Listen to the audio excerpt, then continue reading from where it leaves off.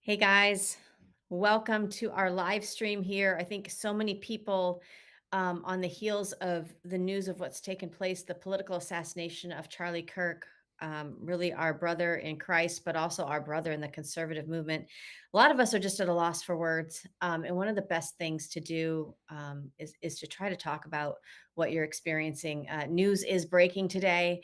And I just didn't feel right sitting here without the ability to come live to you guys. So hopefully you guys see this and jump on here. You can obviously comment below. We see your comments in real time. I want to give my best wishes to Allie. She is recovering because she's not feeling well. So, but we do have some wonderful guests that are going to join us. Looking forward to getting the young person's perspective on what's taken place today. That's what Charlie Kirk did best. He had a heart for our young people, the ones that we tend to write off and think, oh, they don't really know what they're talking about, or, it's not like it was back in my day. No, Charlie Kirk understood that we better engage the college aged and young adult group.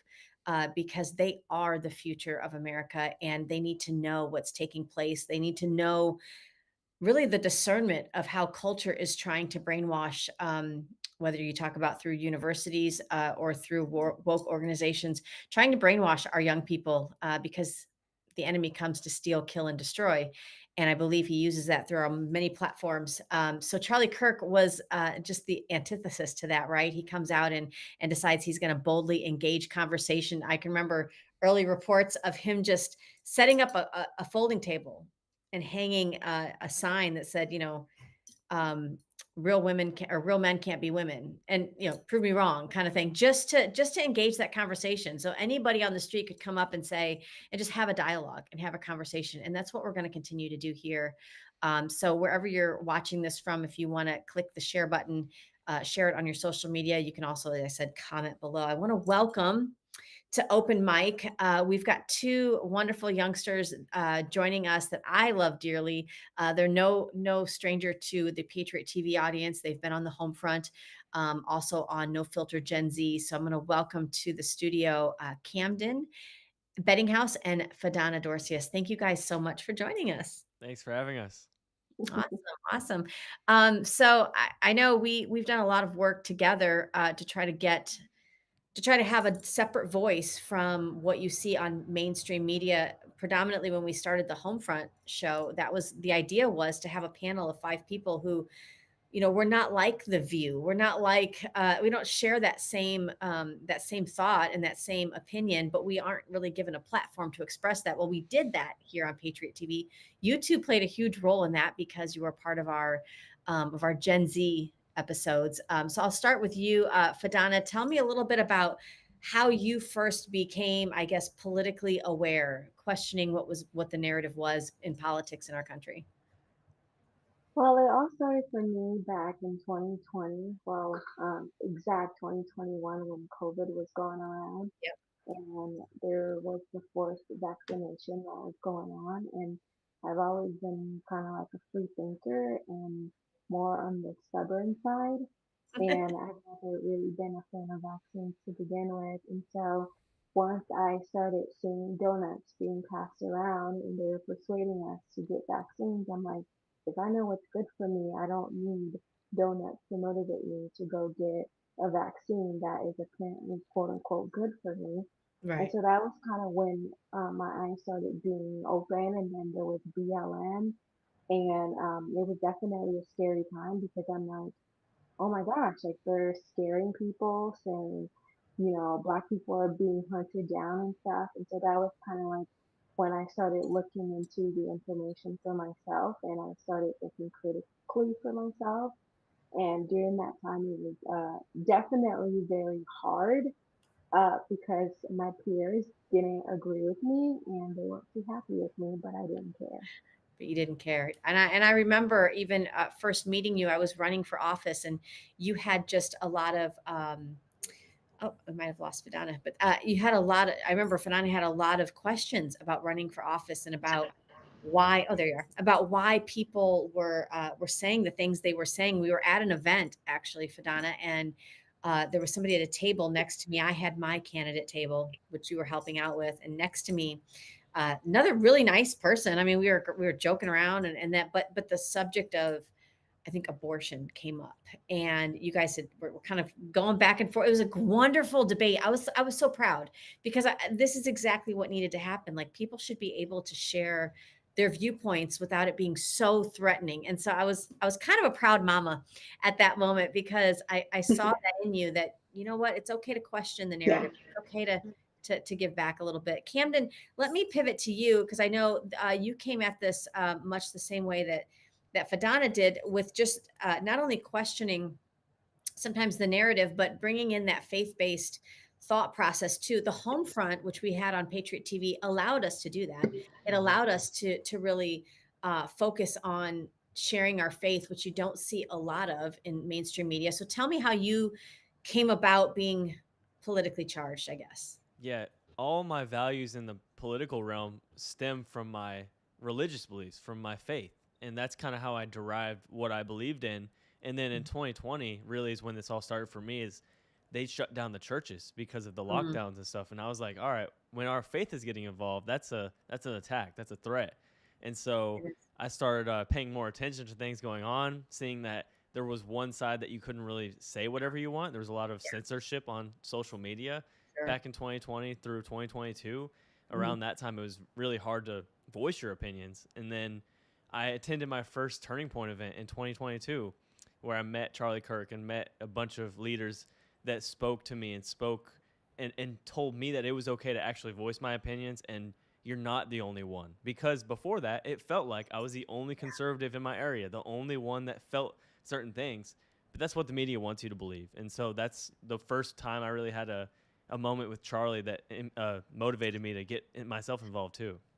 Absolutely, absolutely. And this is a little different, obviously, because we're in a somber time in our country. I would think this is what the nation felt like after the assassination of JFK Yeah. or Martin Luther King, even Malcolm X. You know, people that like them, don't like them, agree, disagree. They were basically hunted down and slain at the prime of their life for really speaking the truth.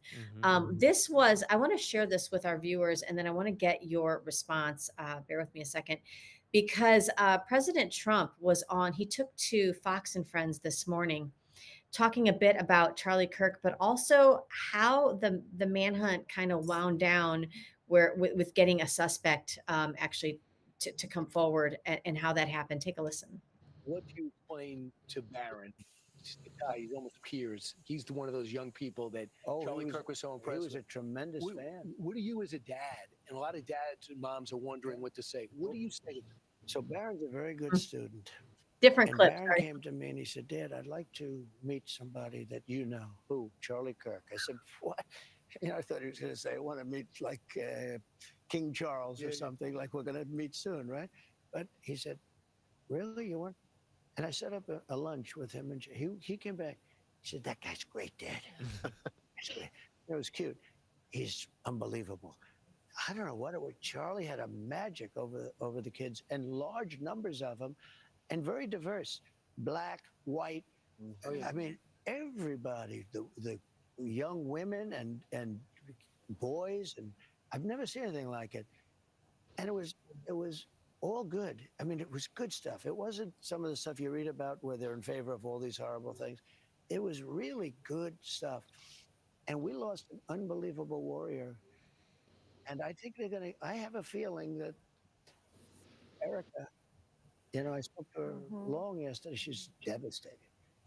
And I said, in between the devastation, she made statements. I said, you should try and do that because Turning Point is a real power.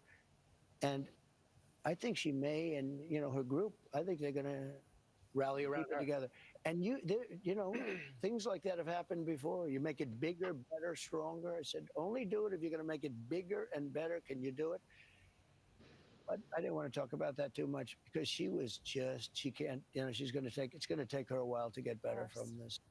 That's obviously President Trump, a little bit of a different segment than I was intending. I'll find the right segment, but talking about there you go. You've got the first son who is just in awe of Charlie Kirk because of his knowledge and because of what he does. What when did you guys? I will go to each one of you first. Maybe we'll start with Fadana. When did you first hear of Charlie Kirk, Turning Point USA, and tell me what your interactions have been like with the organization because I know you guys have been to some events.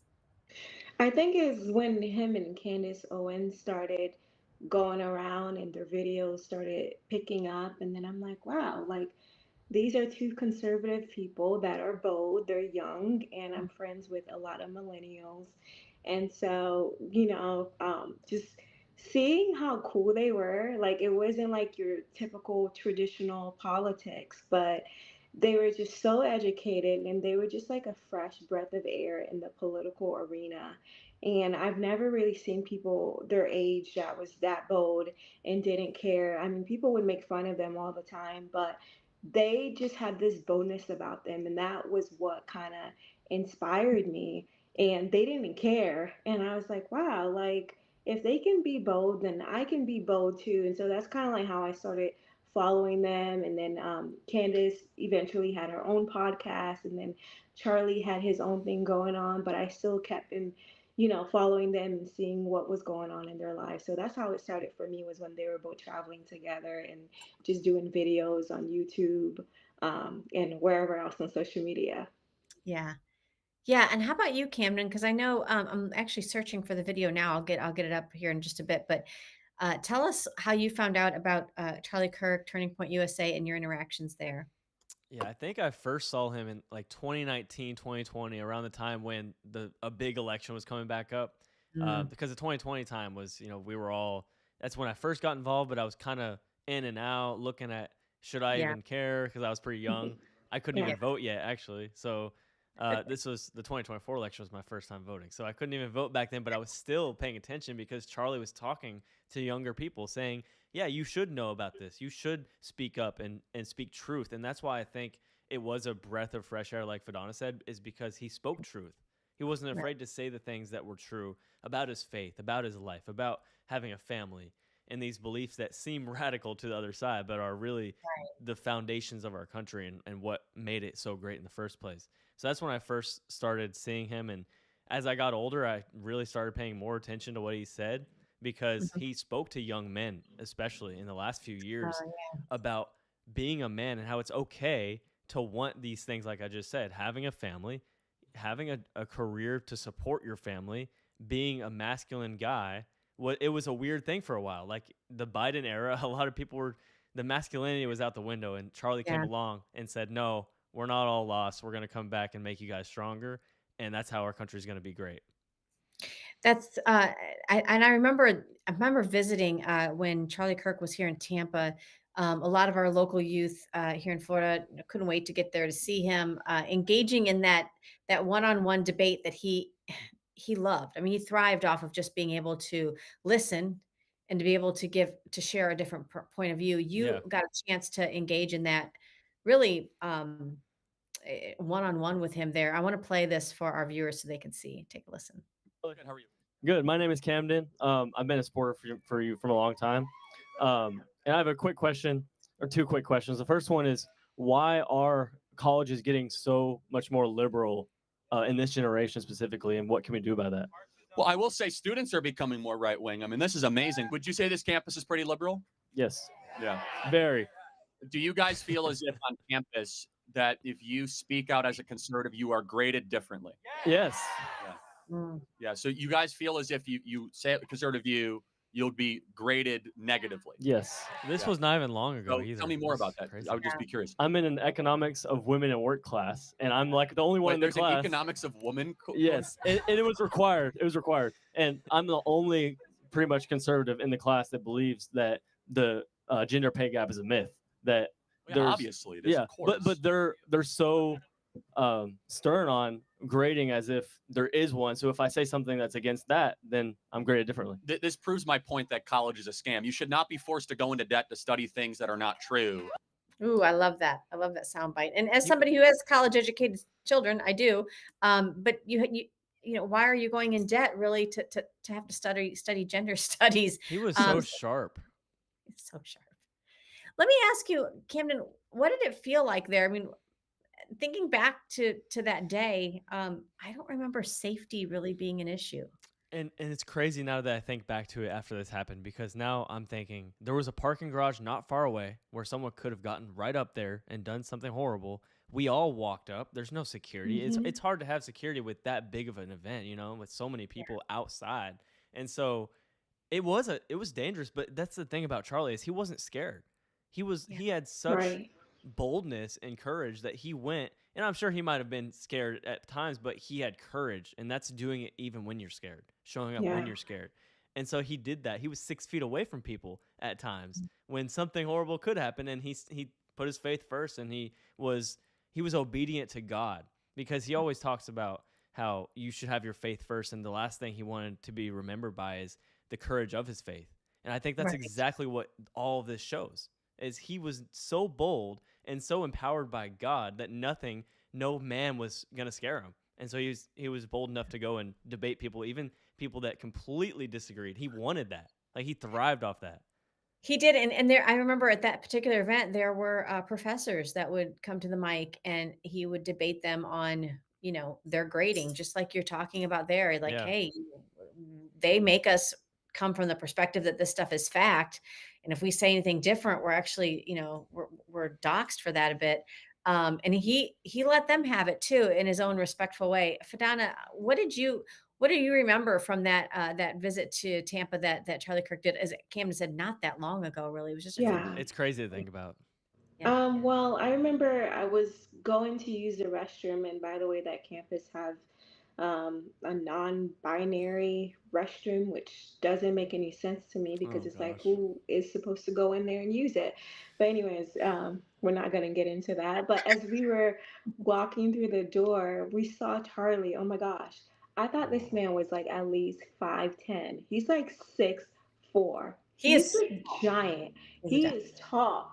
And I remember calling him. I was like, "Hey, Charlie," and he like, he has like the cute kiddish smile. yeah. And so like he did his cute kiddish smile and just waved at us and said, "Hey guys, how are you guys doing?" We're like, "Good." And it was Lydia and Mariah, and they were all like cheesing really hard, like I was. But he was just so down to earth, so genuine. Other Christian conservatives that are popular, you probably would have waved at them. They probably would have just looked at you and give you a dry hi. But he would give you the time of day. He was so genuine, so down to earth. And even too, as he was like, after he was done speaking, as he was going to the crowd, like Camden made his way through the crowd, but I think he took one of the students' phone and he took a picture yeah. on it. That's how genuine and that's how down to earth he was. And it just breaks my heart to just see how the enemy tries to silence him. But if anything, I feel like just the kind of person that he was just influenced me. Like the day that I find out about it, my voice is probably gonna Oh, break. The It's day okay. that I find out about it, like I just felt like immediate fear was trying to just take over, like just this hyper vigilant, like if you go outside, like, oh my gosh, could you be a target and this and that.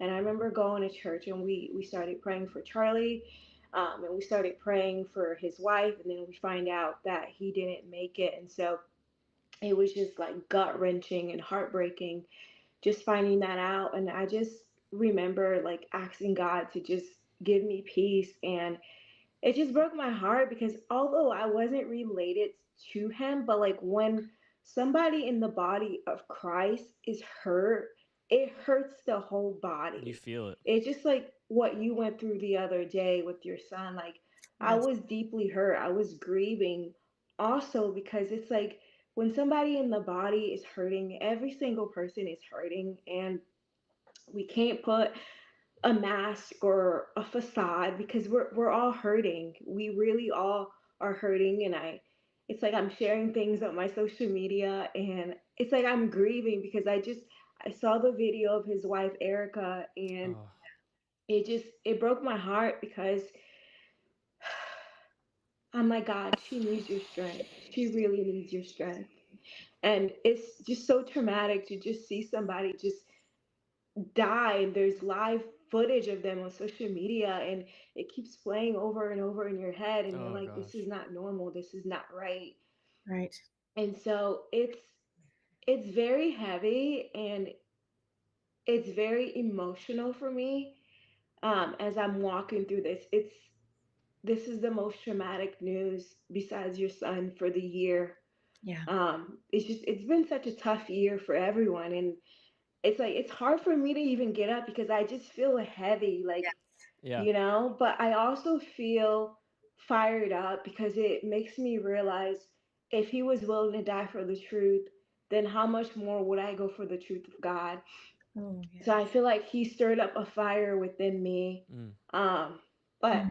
we're still hurting. It's Brother. really hard. It's really, really hard. Well, Camden and I were just talking before we went live about the Yeah. same thing.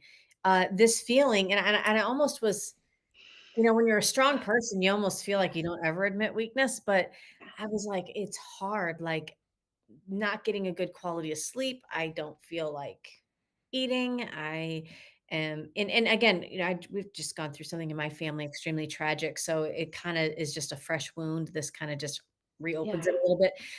But it's a spirit, it's very clearly a spiritual attack as well. And I think there's a fine line between allowing yourself the time to grieve. And this is part of the grieving process. I used to have people tell me shortly after my son's passing that you'll be going along one day and, It just hits you. you'll just kind of come unglued. Yeah. And I'll be darned if that hasn't happened in the weirdest times. So I think we have to give ourselves some grace a little bit on what we're feeling, but I know that you're feeling it along with us. I want to share this real quick because I thought okay, well, this isn't going to help our emotions, but this is something that Turning Point USA released. And it is about 3 minutes long. I do want to share it though. Take a watch. We're active in about 15 campuses, and we're growing very, very quickly. And keep in mind, this is not just a flash in the pan movement. We're going to become an institution to give them the power and the confidence to stand up and let their voice be heard. I started this organization when I was 18 years old. I decided not to go to college. I didn't get in my dream school, which was the United States Military Academy at West Point. I have this idea to galvanize and motivate the future youth of this country around a core set of ideas, not just political parties or politicians. And the ideas are really America's the greatest country in the history of the world. Constitution is the greatest political document ever written, and free enterprise is the most assured way to lift people out of poverty and create prosperity for all. Those are the three big ideas. And I think that's something that can win.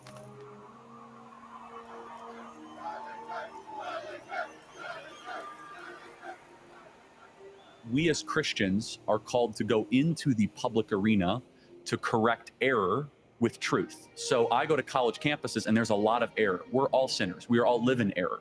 I'm far more interested in what God wants of me than what I want from God. I have to say this without getting emotional, but I'm very proud of my husband. And I know many of you are too.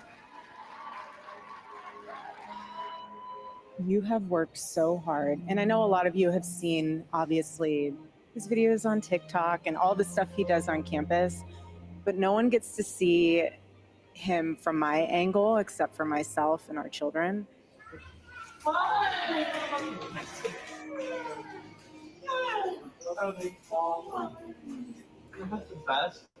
And the sacrifices that he made this year, he's amazing. I'm very blessed. And I would not have been able to do any of it without Erica. And that's the real truth. I'll tell you what.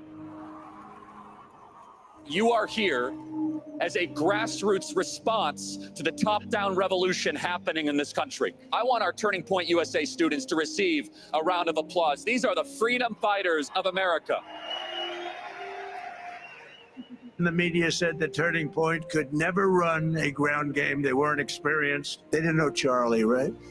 This is the greatest generational realignment since Woodstock. This generation is the most conservative generation that we have seen in well over 50 years, and the numbers show it. What young people especially are screaming at is they say, give me a structure that I can live my life by. And especially with young men, more challenging of them, more saying, you know what, honestly, I'm not gonna talk down to you. Stop being a boy and become a man. You wanna learn what that means? Come to church and I'll tell you what it means to become a man. Because we have the greatest story ever told. What can I do to save the country? You answer that question every single day because you are doing the work to save this beautiful republic. You are doing something that is bigger than you.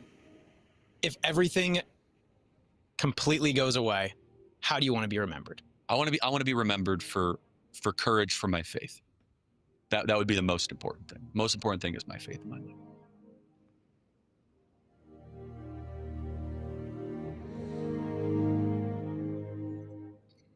Obviously, you see there when I see the younger the younger images of him there, I'm reminded of you two, if I'm going to be completely honest.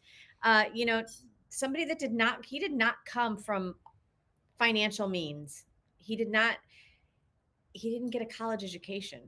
Do you know what I mean? He didn't get accepted to where he wanted to go, so he hit the ground running. And it's proof that when God's got that puts that calling on your life and your heart, if you just take the first step, right, God kind of puts the next step and the next step in front of you. Just want to get some of your feedback really on that. We'll go to Camden first. Yeah, it's really strange. Like, I'm gonna be honest for a second.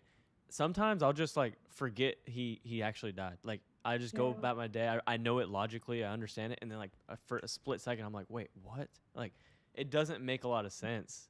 But then when you think about the big picture of it all, this just birthed thousands of many Charlie Kirks who are going to do maybe more than he could have ever done by himself, and that's because of how he lived when he was here. And I'm just reminded of the disciples. I think the same thing about the disciples. They were killed for their faith. I think he was killed for his faith. I think it was the exact same thing. But what comes after that, look at where Christianity is now because of how the disciples lived. It didn't end when they died. It started when they died. That's when everyone started standing up and saying, we got to stand for our faith. And I think we're getting a rejuvenation right now to do the same thing. And I want to tell you a story about what happened when I found out. My mom, she this is her story, but I didn't know what was happening for a while. Like, I didn't know if it was confirmed or whatnot. And then finally, like, I see that he died, right? And my mom starts coming up the stairs because she has a feeling in her stomach that something is not right with me. She didn't know yet. She said, I just got to go upstairs right now. And so more proof that there's a spiritual world right now than ever is this right here. She comes up and she says that I just start breaking down crying. And she goes, I saw him fall. I saw him fall down, crumble up. We lost a hero. And then she says later that day, I saw the change, the rise, the becoming of a movement, of taking over and carrying on his legacy. She says she saw the change physically in me from crumbled, fallen to rising again. Yeah. And the Proverbs says, the righteous man falls 6 times and gets up again. Yeah. And I think this is when we're going to get back up. And we have to carry on his legacy. And you want to know how we're supposed to do that right now for Gen Z? To the millions of people like me grieving over Charlie Kirk right now, over the loss of a hero for our generation. Be brave at school when we go back next week.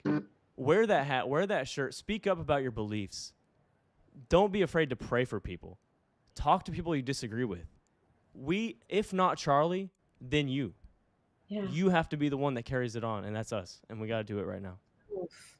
That's so good, Camden. So good, Camden. Yeah, and I agree. Once we get past this, I mean, and there is a heaviness, right? That I think we do pause and take some time, for me, it was getting some cookies last night and just like eating cookies, like, okay, like a little kid, right? I'm mourning and I'm sad and I want to eat cookies. By the way, I cried all day, like on and off. It's just whole roller coaster of emotions. Yeah. How about you, Fadana? What do you see kind of going forward? How are we going to maybe make the most of this? I think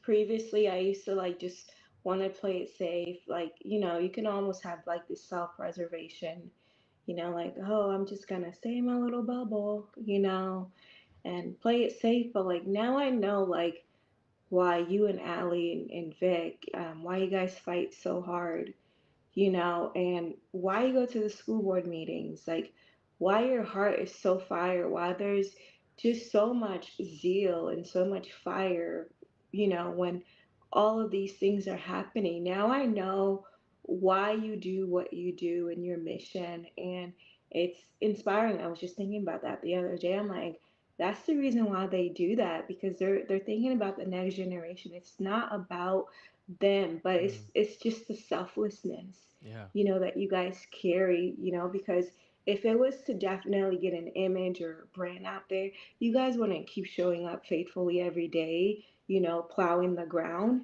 But I see the reasoning why you guys are fighting, and it's for us, and it just makes me not want to play it safe anymore. It just makes me want to fulfill all that God has for me, and it just makes me want to rock the world for Jesus.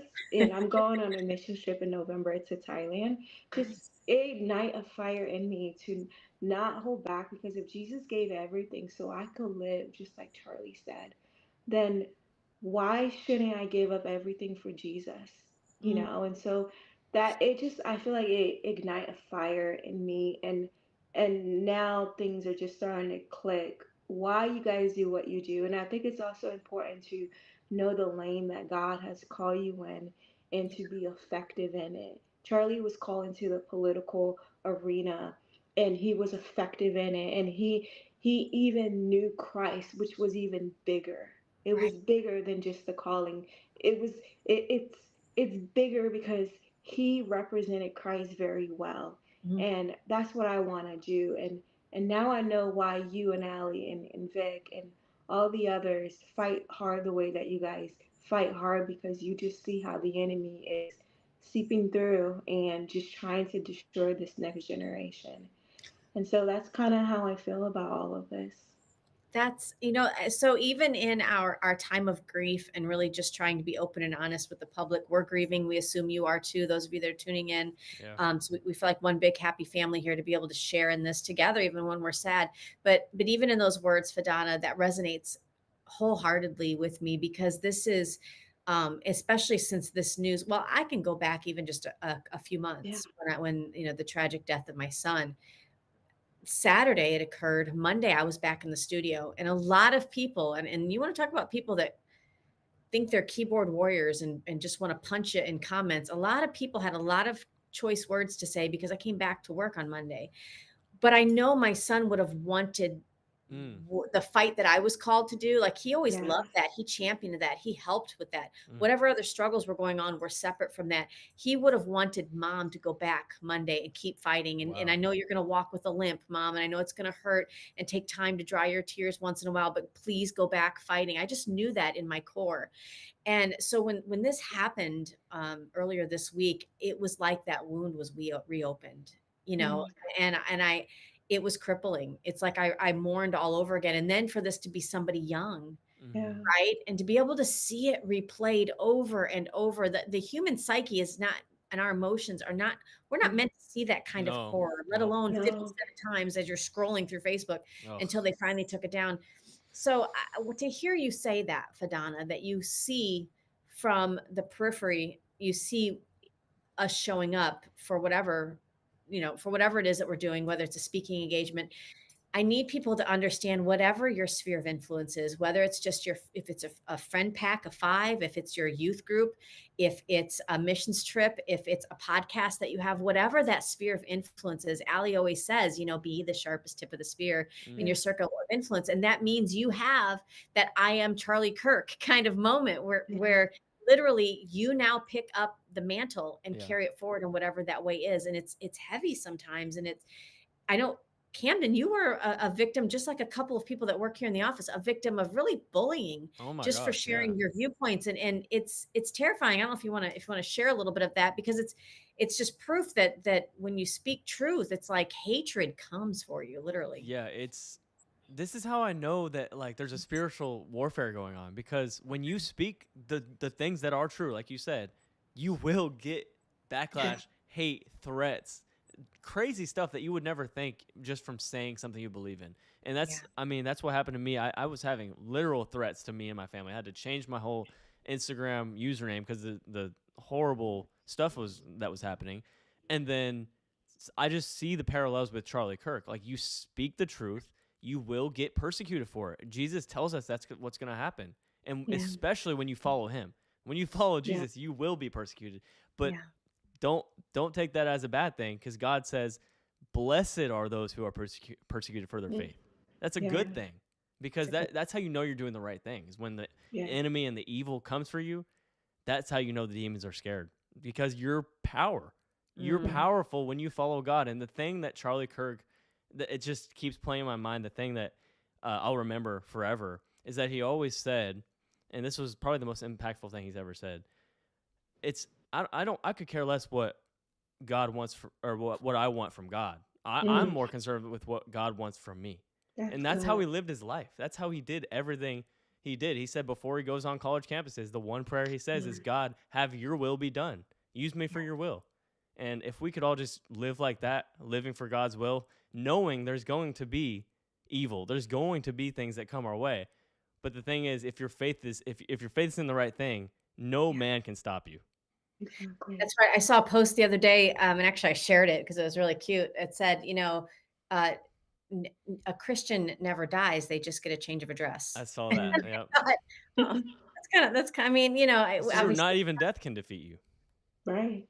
not even death can defeat you. And I love that we can share this so openly with two bold young people who I know have a bright future. But we have to remember that there is an upcoming investigation now. Obviously, the suspect has been apprehended and turned in. The way that has taken place, according to reports, is that really he has confessed to some degree to his family, a family member, a family friend, and then was turned in.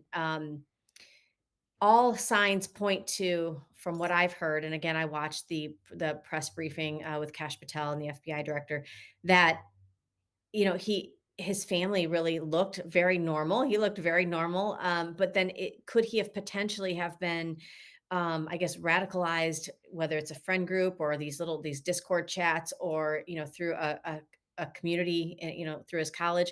We won't know. These things are going to play itself out. But I think we as faith believers, we have to play a role now in praying for the truth to come out, because Mhm. this is the autopsy moment, right? Like we're gonna bury, for the time being, Charlie Kirk, and we're gonna see what happens with Turning Point. But we have to know what took place, how it took place, why it took place, in order to really shift culture and shift how we're gonna think, and what we're gonna do going forward with political assassinations. So what do you guys think as far as the upcoming investigation? What's your hope? What's your prayer going forward for that?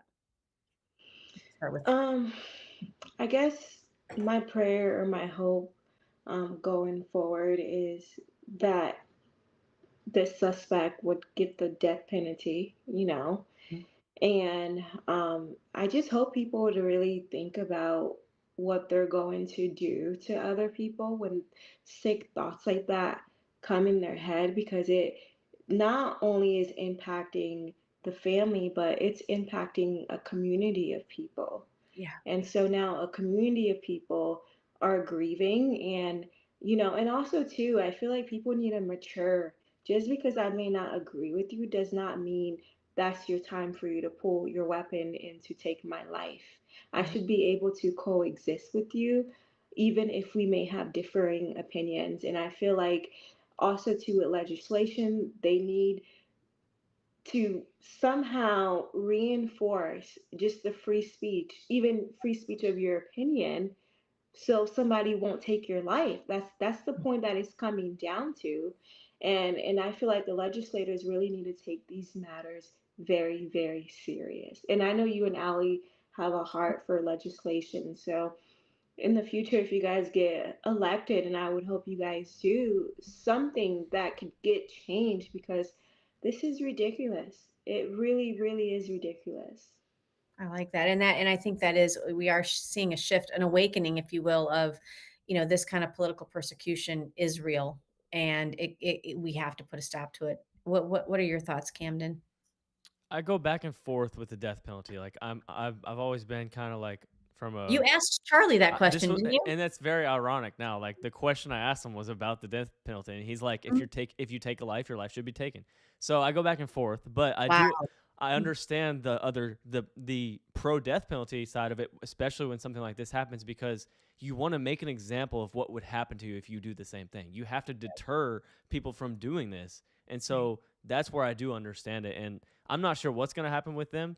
All I know so far from the investigation and stuff is that one of the bullets said, "Catch this fascist," And what Yeah. I directly go to is the media. The left-leaning media has for so long said that all Republicans and conservatives are fascist Nazis, Hitlers, for believing in something different than them, for having different views. And when you say something over and over and over and over and over every day, Hitler, Nazi, fascist, fascist, people are going to start believing it. And so I think it's a direct result of that kind of hatred and violence from the left. And not everyone on the left is like that, but especially the media and the people in power that people look to. When you have your leaders saying that Trump is a threat to democracy, well, look what happens. He gets almost assassinated. And now Charlie Kirk is the victim of it. And all Yeah. it comes down to for me is that they don't value human life. If you look, I mean, if at all stages, they're very pro-abortion, late-term abortion, but then you also look at killing of anybody. If you don't value a human life, if you don't believe in a creator, and if you don't believe that God created humans, then you're not going to value them the same. So I think it's a spiritual issue. If it all comes down to what you really believe about human life, and you're not going to have remorse if you're believing these lies and not believing that people have innate value because they're created in the image of God. That is so true. That is so true. I was thinking last night because we were talking before we went live, you know, sleep is something that we're not all getting a lot of, at least quality sleep, because you're constantly thinking about, and I think God really sometimes has seasons like that where you ever find yourself awake at 2 o'clock in the morning and you're like, okay, Yeah. I probably should be praying about something or Yeah. getting my nose into the book, but last night, as I was early this morning, as we were finding out that somebody had turned themselves in, basically, I'm thinking, okay, this is a young person. We're not going to say his name, but he's a young person. If Charlie Kirk were sitting here and talking to that young person, the first thing he would do is engage in a conversation of why'd you do that? Yeah. Why did you feel the way you felt? Who told you that? Where did you learn that? And would engage in a conversation with this person, even knowing that he was going to take his life. Do you know what I mean? Like he was Yeah. that kind of person. And so there's a part of me that even though I do believe in the death penalty, for especially for these kind of cases, I want to see this young person be given a chance to, because what a story, what a story, what a Yeah. turnaround if he can give his life to Christ. Well, let me tell you a story about this real quick. Yeah. Last night Yeah. I went to a vigil for Charlie Kirk, like a whole ceremony and stuff we all brought candles and posters and all this stuff. And a lot of people said a little something. And then I was like, you know what? I say we all worship right now. I mean, when I don't know what to do, I worship. And so we put on some worship music. And then after a while, a lady comes forward and says, I just had a vision that this guy is going to turn himself in, and that he's going to be changed for Jesus, a radical transformation. And I'm not kidding. This is true. And I got chills when they said it.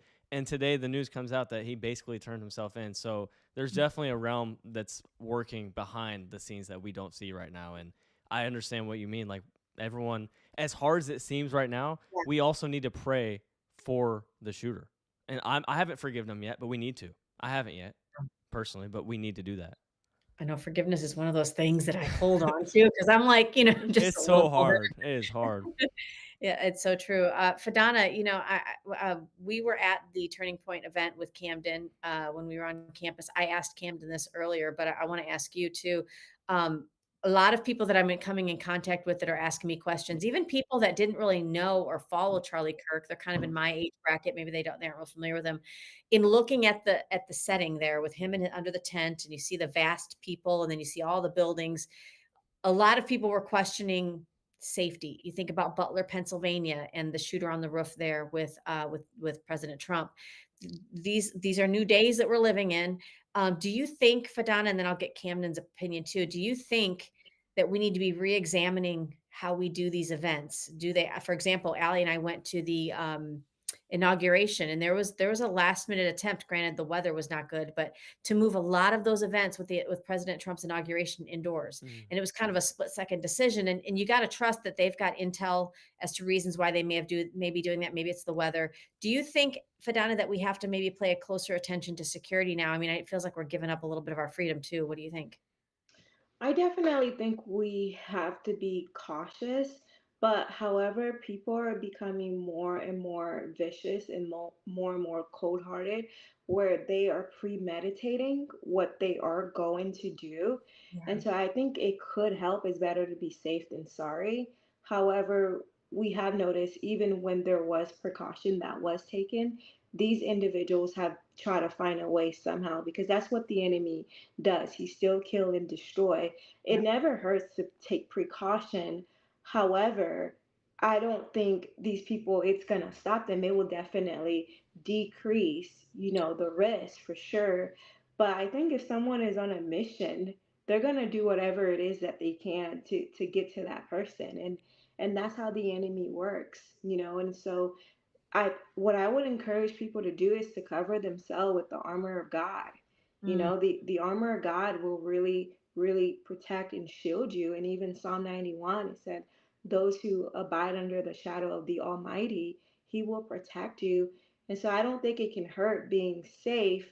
But however, I also think too, we all are gonna have to die one day. And right. one way, hopefully we all don't get shot, you know. So Hopefully horrifically that's not the liable. way, Yes. but we're all gonna have to go one day, but it never hurts to be safe. That's right. And Camden is somebody that was down there with the microphone with Charlie Kirk, talking to him closely. We didn't feel any sudden urge or safety, feeling unsafe. But given what you've seen now, do you think we have to rethink, for example, turning point events going forward, like how we're going to play them out? It just goes like replays in my head. If I had been on the mic at the time of the shooting, like it's just Mhm. traumatic to think about those people that were there.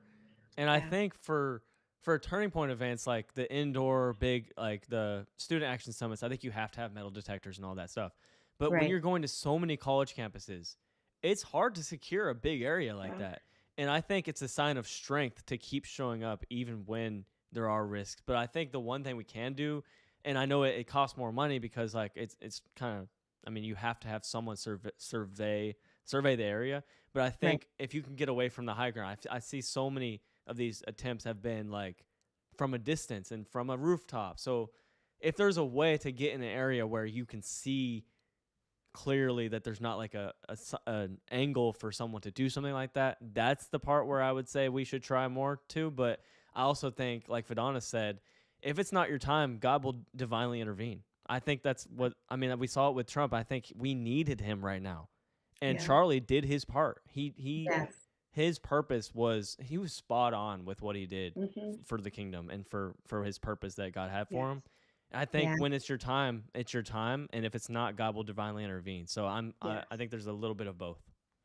I agree with that. I want that, which brings me to this post that our representative from right here in Florida, Anna Paulina Luna, Wow, posted this, and I really, it's kind of breathtaking. Like wow, really, what did these men do? What do they all have in common? They just spoke truth.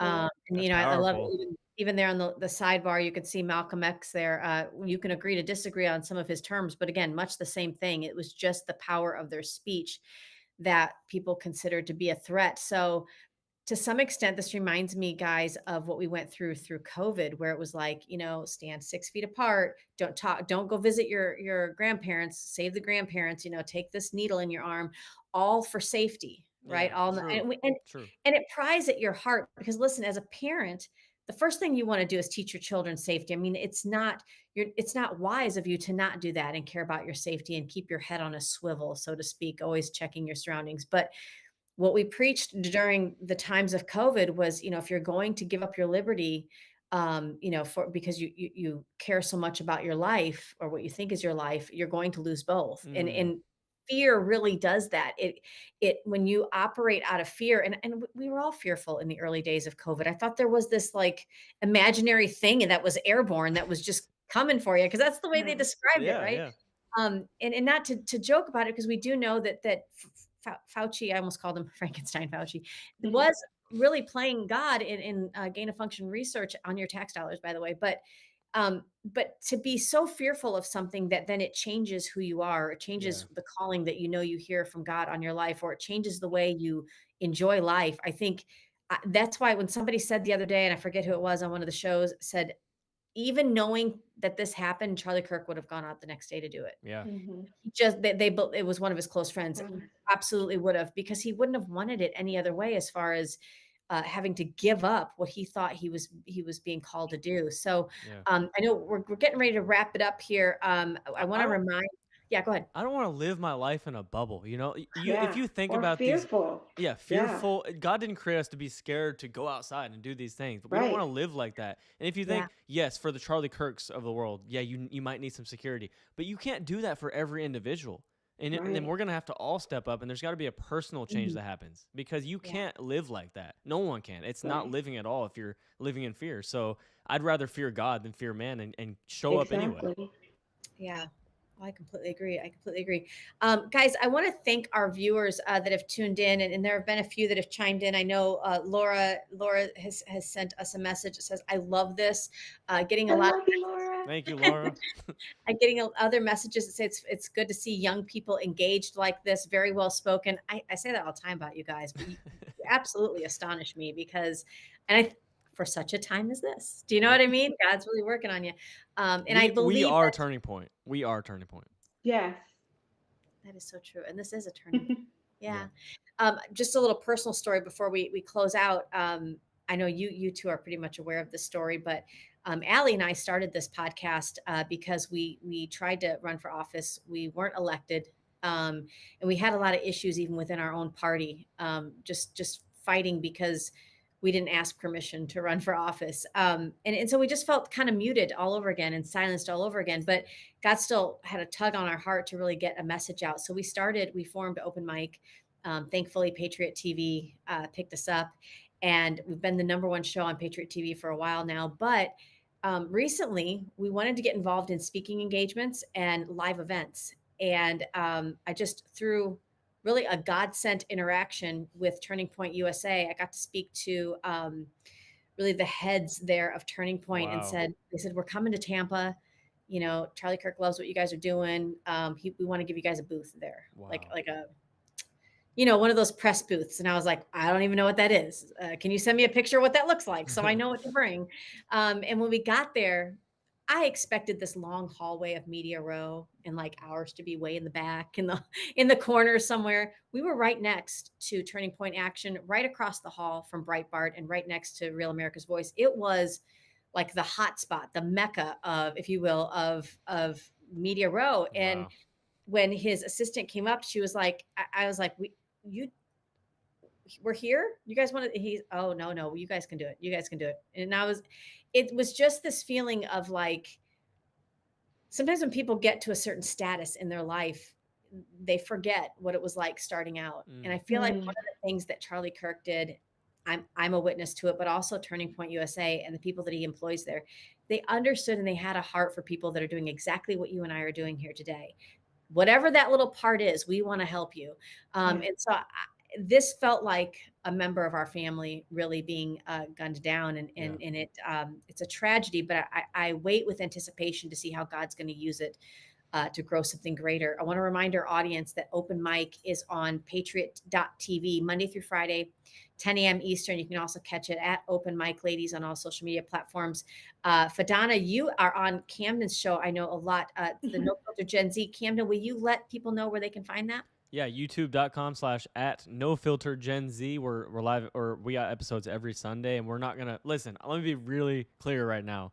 This has not deterred us at all. This has only fired us up. And for the evil out there, you don't know what you just started. There's a spiritual war, and we're ready.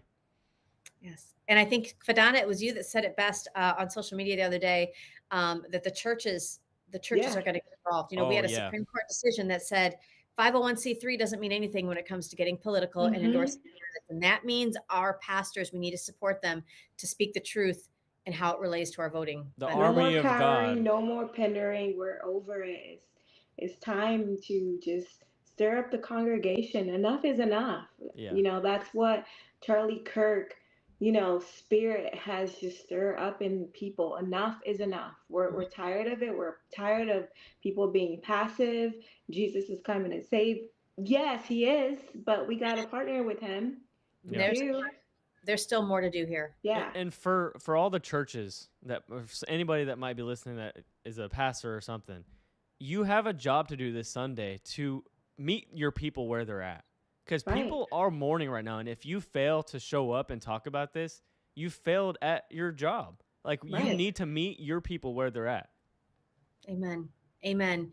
And it's time that that's one of the things that Charlie Kirk did so well by leading, first of all, by example, but second of all, by always being prepared with a response for when people asked, where does the hope that you have come from? And it's biblical, right? To always be prepared. Right. A loving response of, where your hope comes from. Yeah. And I think our pastors need to first of all, meet us with our grieving hearts, but also be emboldened that we will support them. We will support Yes. them every bit of the way if they'll fill that void and help us. And we need them to.